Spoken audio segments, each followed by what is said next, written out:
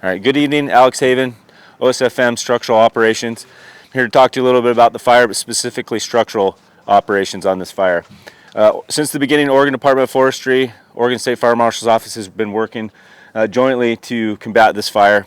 Oregon Department of Forestry has been working diligently to get containment lines around the edges. The State Fire Marshal's Structural Protection Resources have been working diligently along Highway 126 and a lot of the outskirt roadways and out and around the structures to get containment around structures and reduce the impact to those areas. So I'll start a little bit up. I'll start up here in the McKenzie Bridge in the Rainbow area. This is kind of where that first night, the beginning of this has started. We've had structural resources up there since the beginning, spiking out, and what that means is we've had them up there 24 hours a day. So they will go to work, they'll come back, and they will eat, sleep in that area, and ready to respond up into the Rainbow and into the Blue River area if needed. They've been providing a lot of infrastructure supporting the community of Rainbow, and we have, now that the immediate threat from the fire has reduced to those structures, we are in what we call kind of the mop-up phase. But there's still a lot of risk and there's a lot of work. We have a lot of hot spots around structures. So they're working in mop-up in the Rainbow area specifically, working to improve, like I said, some of that infrastructure on Indian Ridge, because it's a big site for communications, especially for a lot of our law enforcement and local infrastructure agencies. And they're also doing structural assessment of damaged structures in that area and just doing searches of homes. Moving on down, we've had 2 task forces in the last couple of days working with the USAR team.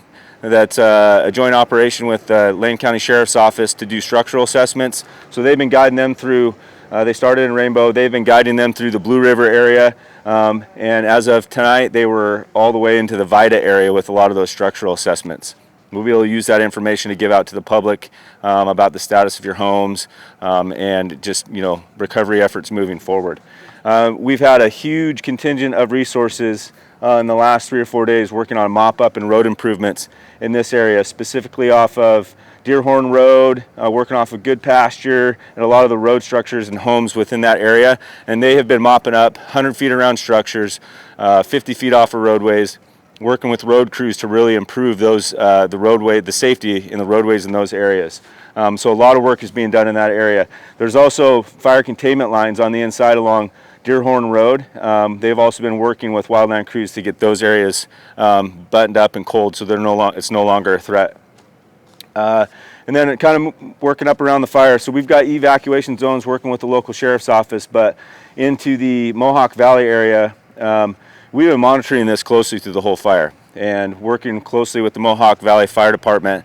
They've had a presence in that area, providing us with intel on what's going on as we have been through that area and patrolled it. And they have done a phenomenal job just working jointly with us on what's going on with the fire, working within those homes to do some triage and just give us some good intel in case we need to respond over there. So overall, I can't say enough about the work that the firefighters have done. The joint work with locals, all of our cooperators, Oregon Department of Forestry, just our agency administrators have given us huge support. Specifically a lot of the local fire agencies we have, Upper and Lower McKenzie River, have been phenomenal. Eugene Fire has provided a ton of resources for us. I'm talking 60 plus firefighters and multiple agencies, Mohawk Valley.